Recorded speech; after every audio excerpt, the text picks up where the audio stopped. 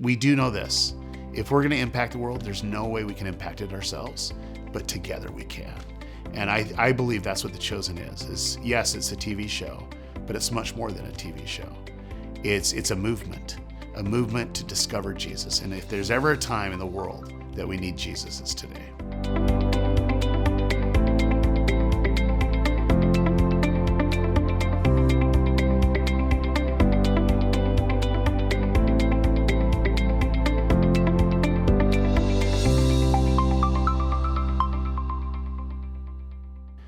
I'm here today because I have loving parents that were interested in my interests.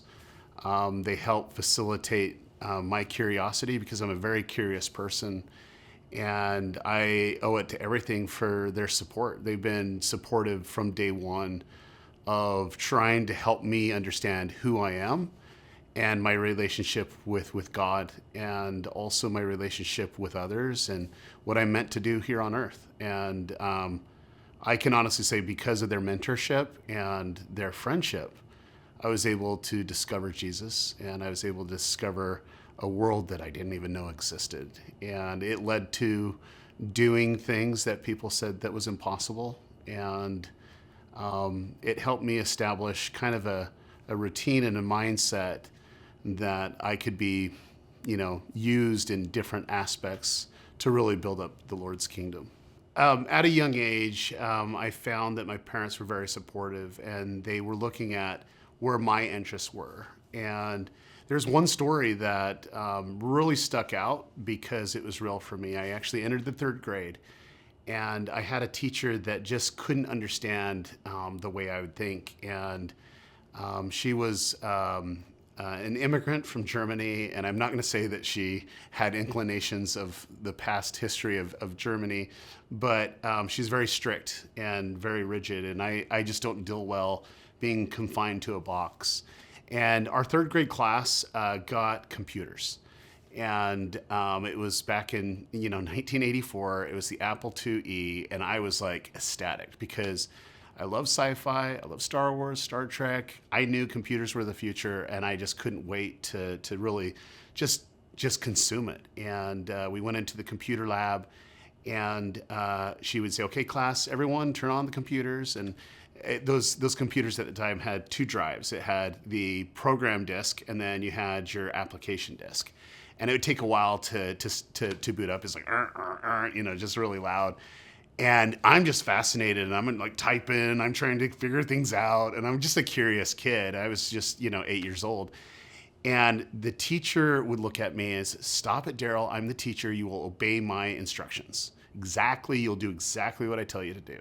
Now, for me, I'm not a rebellious child, but I'm a curious child. I'm very curious about things that actually, that actually I feel like is going to change the world. And I knew that this piece of hardware was going to do that.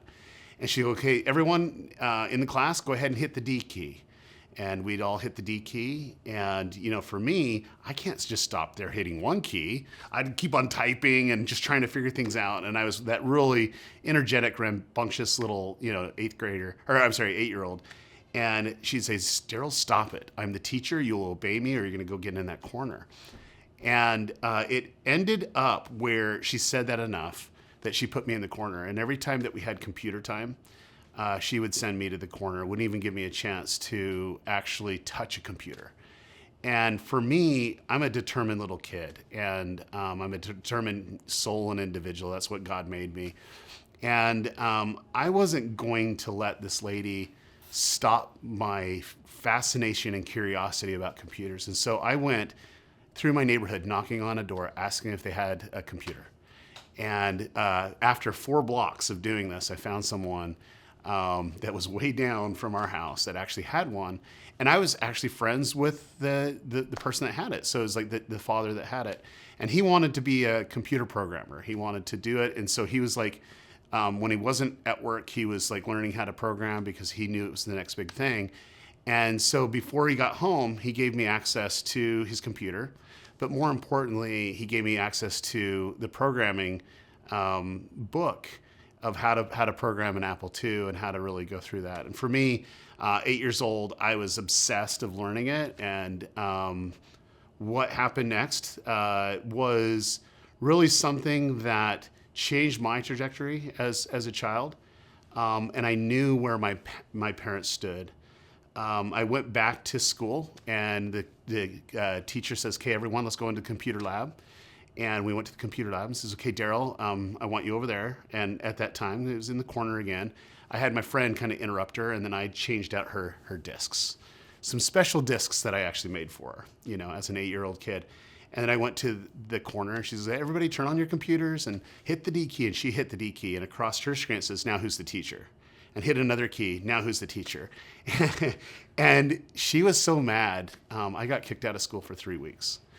And this is where my parents come in. And this is why I love my parents so much. They supported me. They didn't understand. Hey, he's curious. Like, give him access to things. He'll learn at his own pace. And my parents, my dad in particular, worked a lot to try to provide for a very large family. And he says, "You remember that Super Bowl commercial you really loved?" I'm like, "Oh, yeah, the Macintosh one?" And he's like, "Yeah. Well, guess what? I just bought it for you." And it's like, today's money is like $8,000. And he didn't buy it for me, bought it for the whole family, but I had access to a machine that was far better than an Apple II. And so at 8 years old, here I was, playing around with a mouse and a graphical user interface. And it was like opening up a world. And just to tell you, like, my parents had my back, and they gave me the ability to learn how fast I needed to learn without creating roadblocks. And little end of the story, but it's a funny one. My dad comes home from work, and the computer's like all in pieces. He's like, "What did you do?" And I'm like, "Dad, I can put it back together." He says, "You better." That was like a lot of money. And I put it back together, as 8 years old, but I couldn't find where 4 screws went to this day. But I still have the machine. It's actually in my office, and it's right behind my desk. And it's something to remember that, it's important to put your energy and effort behind something that has potential. And there's nothing in the world greater potential than your children. And that's why parents need to spend time in the things that they're interested in, not trying to convince them to be interested in what the parents are interested in. And my parents, from every aspect, they've never missed a wrestling meet, a football game. They were always there supporting me along the way. And yes, my teenage years, I had a hard time communicating with them, because every teenager has a hard time communicating with your parents. But that moment, I knew that they had my back. And whatever I needed to learn, they were going to help facilitate that, because we're here placed on earth to learn and to grow. And from 8 years old on, I just knew that if I had issues or I had troubles, that I could lead to them and go to them, and they would help make it possible that I could not be encumbered. I can go and learn as fast as I need to. In my younger years, I knew my parents had my back. However, when I became 12 or 13, I just didn't feel like they could communicate with me, and I could communicate with them. And there's like some distance going there. Now, I knew that they were supportive and they would give me opportunities, but there's some friction on that. I'm very headstrong. I'm very pointed in a direction. And sometimes I don't do a very good job communicating to them.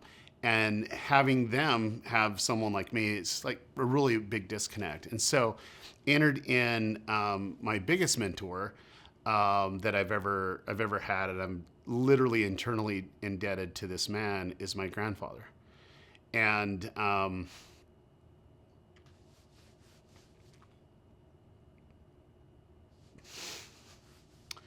this man connected with me and could hear me out. And whenever I'd have blow-ups with my parents, my dad's like, "Kate, you're going to Grandpa's." And for me, I'm like, hooray. Like, finally, I can go to someone that will actually listen to me. And I went to my grandpa, and my grandpa would always say, "Okay, what we doing here?" And he's like, "Oh, I'm coming to work." And he's like, "Okay, let's go to the kitchen. We need a bowl of ice cream." And I'm like, "Well, no, my dad says come to work." And he says, "No, he turns you over to me. We're going to have some ice cream." And then he would just ask questions and listen. And that right there, I felt like I had someone more than a parent. I had someone that I could actually communicate with. And I vowed at that time, if I ever have kids, I want that type of relationship with my child. I believe that my parents had so many different things that they contributed to my growth. They gave me access. They gave me things that I couldn't even imagine, gave me experiences to really learn from. But there was always friction in the sense of the communication. And so I remember vowing, very early on with my relationship, I wanted that type of relationship with my kids because there's so much friction. Now, little did I know, being a teenager, most of the friction was me, because being a teenager, I thought the world revolved around me. I had no idea that the world actually existed outside of Derral Eves. And so, and it wasn't until having a couple life moments of discovering Jesus and realizing what Jesus has done for us and being redeemed and putting on a path of what it means to be a follower of Jesus, that I discovered, what type of parent I wanted to be. And we wanted to have a big family. I came from 10, she came from 8. We're like, okay, we can do 6, because that's all we got, But the reality was, we started with a lot of hope, and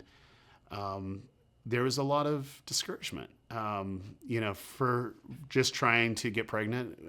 We had several miscarriages, and anyone that's gone through that type of impact, my heart goes out to you, because I feel what happened, because we've experienced it. And for me, I wanted to be a dad that my children, when they have a problem, would come to me and not anyone else. They'd come to us as their parents.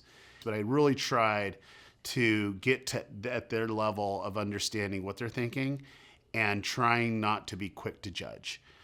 Trying to assess what's going on. And time is precious, but time that you actually listen, and I don't mean just listen with your ears, I mean listen with your eyes and everything that's going on.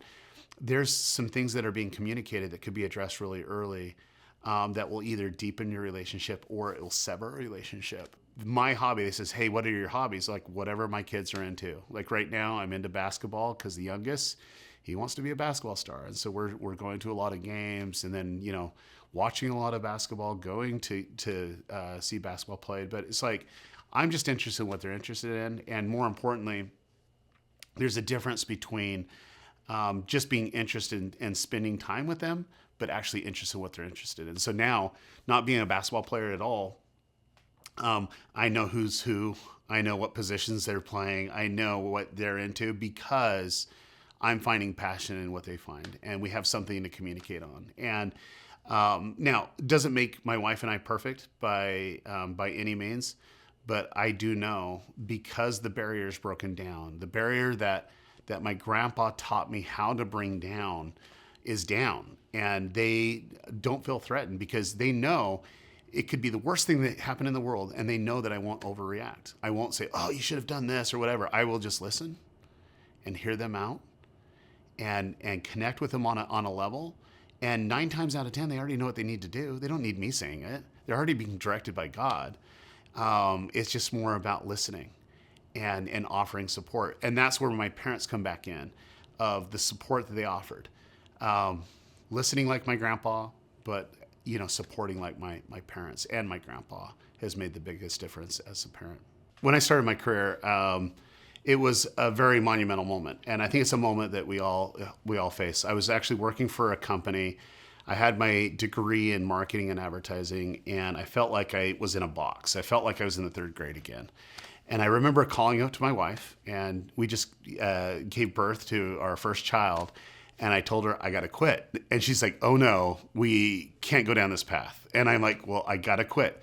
Well, you have great health insurance and, it's stability. And I'm like, I just can't do this. And this is where I love my wife. She goes, but I will support you as long as you don't start your own business. I'm like, sold. Okay. So we actually went out, and I had a lot of job offers, but I love where I live. I wanted my kids to have their best friends be their cousins. And it ultimately was down that I had great job offers, but it made us move out of the area. But my wife and we discussed it, and this is where I love my wife so much. She goes, if it's what's meant to be, it's then I'll support it 100%. So what did we do? We knelt right by our bed, offered a prayer, and we felt like this is what I was supposed to do. It felt that what we needed to do. And she has never complained once, and ups and downs and sideways. And so it took us on a journey of kind of figuring things out. And this is right at the beginning of the internet. I was building up websites back in 1999, and that was basically my business. And I discovered in 2005 YouTube for the first time. And that's one of those moments of clarity that I got, that I knew it was going to be the next big thing. You know, there's so many people here on earth that have light. And that form might come through art, that might come through, a skill set. I trying to gravitate to the people that have light. And then my job of what God put me on earth was to amplify that light. And I use the gifts and talents that God's given me to use marketing and different strategies and thinking outside the box, because I don't believe anything is impossible. I just think we just haven't figured it out yet. We pretty much have been able to generate 64 billion video views on YouTube, another 34 billion on Facebook. So working with some of the biggest brands and creators on the planet, I can identify what's going to work. I'm an early adopter, and I can see that this is going to connect with culture, because I'm a student of history, I'm a student of people. And so for me, I'm always looking, how is that going to impact? Basically, I put on a conference every year where all these business people and YouTubers come in to really focus in on the business side and the data side of YouTube. And I get this random text from a guy that I worked with on Squatty Potty Pooping Unicorn. It's an ad promoting the Squatty Potty. If you haven't seen it, I apologize. If you've seen it, I apologize. But it was the largest grossing ad. We did $144 million in attributable sales back to one video ad. And I was the executive producer, and Jeffrey Harmon was the executive producer on it. So he texted me, "Hey, is my ticket still good?" And I'm like, "Yeah, but your ticket's still good." So he flew into LA, and he was kind of coming to hunt me down. And he says, "Derral, you got to see this video." I'm like, I'm in the middle of a conference. Like, what are you doing here? Like, I thought you were just coming, as an attendee. He says, "No, I needed to show you a video." I'm like, "That's why God invented email. Like, why didn't you just email it to me?" And he goes, "No, you have to see this." And I says, "Look, I'm busy. I got thousands of people here, and I got fires to put out." And I started to walk away, and I'm like, wait, he flew hours to come show me a video. The least that I can do for my friend and someone that I partner with on projects is to give him a little bit of time. And so I says, "Okay, let me find a room." I found a room, and that was the first moment that I saw the short film Dallas made for his church. It's called The Shepherd. It's basically about the nativity, but from a different perspective, the perspective of the shepherd and his trials of what went through. And I remember sitting in this small room around a Chromebook, and the screen was no bigger than 8 inches. We're like just kind of going in there. And I'm like, this is low budget. I made that call because I produce a lot of content, but it connects, it hits. And I'm like, this is amazing, good stuff. And he's like, "Yeah, this guy, I think we're going to do a TV series, on this. And we're trying to convince him to do a TV show and get it crowdfunded." And we went through a little bit further. And there's a moment where I kind of break down. Is like, I don't like to see people bullied. And I'm the quickest to stand up for people being bullied. I go right into it. And I think it's just the defensive nature of being one of 10 kids. We're all together. You can't touch my brother type stuff.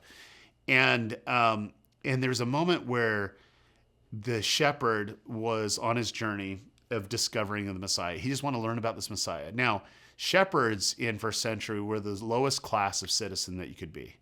Everyone looked down upon them. They were spit upon and treated very poorly. And he went into the synagogue, and the people in the synagogue saw him and kicked him out. Says, "You don't belong here." And it was that moment of seeing that, like someone that just wanted to learn, and they were kicked out because of the class of citizen they were. And that triggered me. I'm like, okay, I'll go fight for him, whatever. But what happened next? And this scene is so iconic for me. Even to this day, it gives me motivation to endure the difficult times that we have. But he was interrupted and says, "Hey, do you know where the well is? Because my wife is thirsty."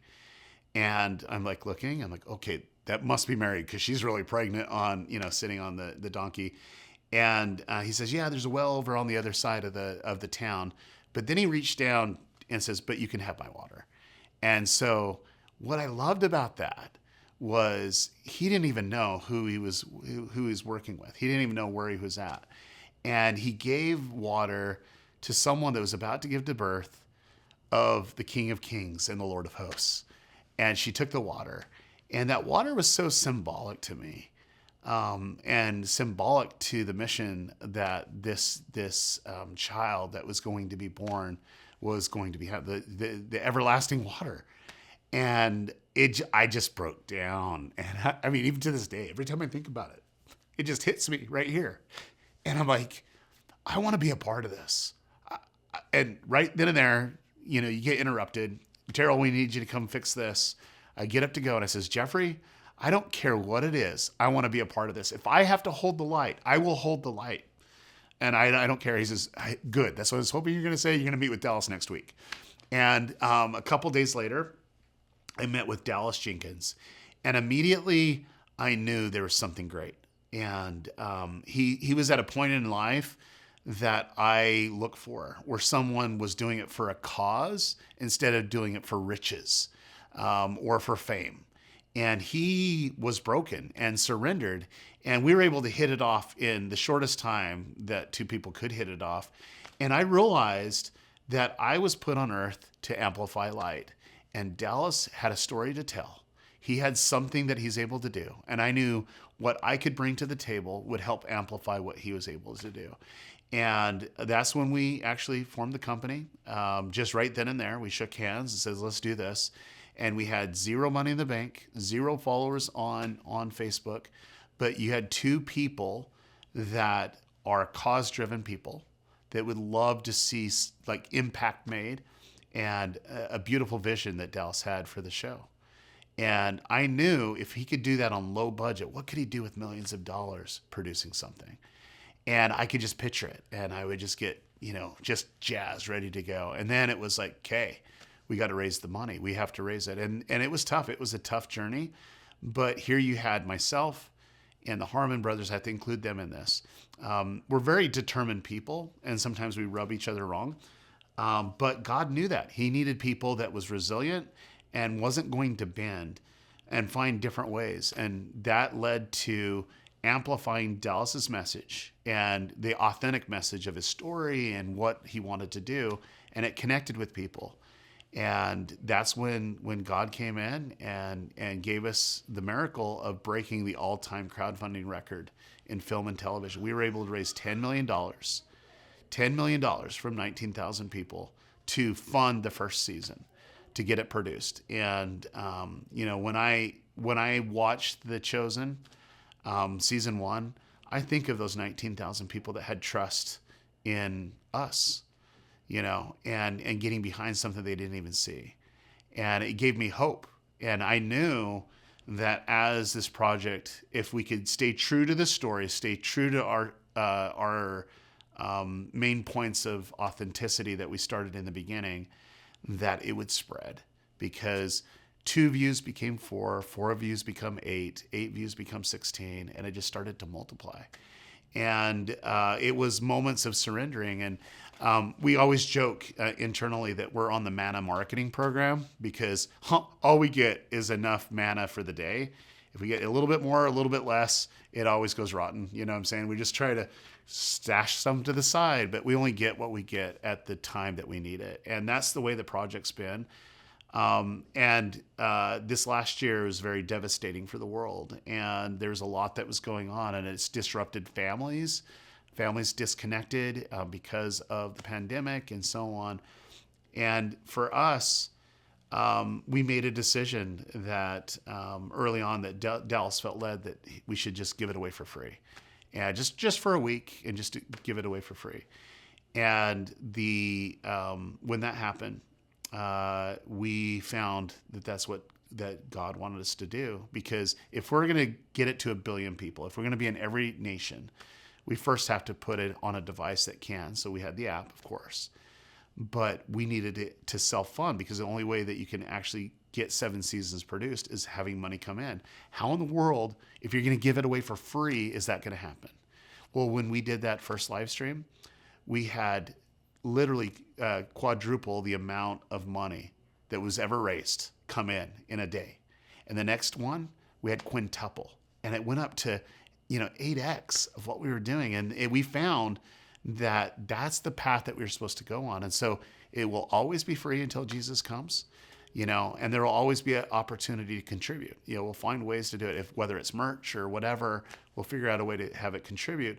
But for us, it's getting it out to 1 billion people. It's getting it so that 1 billion people can experience an authentic Jesus and have that transformational moment, just like what I had when I watched The Shepherd for the first time. The children of Israel were pinned. Here you had the strongest army in the world at the time was the army of Egypt, coming on them, ready to slaughter them, and they were right at the Red Sea. And that's where Moses turned to his advisors. What do we do? And he turned to the ultimate advisor, which is the person that knows everything, and he surrendered. He says, I can't do this. Like, they're going to come destroy us. What would you have us do? And that was the moment that God was able to display his power and told him exactly what to say and exactly what to do. And that's when the Red Sea parted and they were able to go forth on dry ground. And it basically fell upon his enemies. And so that Red Sea moment is something that we have in The Chosen. We come up to the point where we can't go any further. And we have to surrender ourselves and see, is there a different path, a way to do this? And that's when God swoops in with someone or something to help us get through that Red Sea. And the reason why I bring that up is because I have worked on some of the biggest campaigns in the world, and I've never experienced the opposition as this project. It's been 3.5 years of pure torture, 3.5 years of crawling on glass. It's not easy, but because of what my parents have taught me, how hard of a worker my dad is, and how he valued, hey, it's more important to make an impact for something that is bigger than us. It gave me the determination of sticking to it. And here you have men and women surrounded by the project that see the project for what it is. It's a project to impact the world in so many different ways, to gather people to find and discover an authentic Jesus. It's beautiful, but it doesn't make it easy. It doesn't make it easy. It's very difficult. And then two, what it's doing, it's taking people from different faith backgrounds and finding something that they can actually agree upon. And that has complications too. And we're starting to grow people that are supporting us, that are right there with us, our chosen army. And they're there giving us, praying for us, and giving us things that we need at times. And we do know this. If we're going to impact the world, there's no way we can impact it ourselves, but together we can. And I believe that's what The Chosen is yes, it's a TV show, but it's much more than a TV show. It's a movement to discover Jesus. And if there's ever a time in the world that we need Jesus, it's today.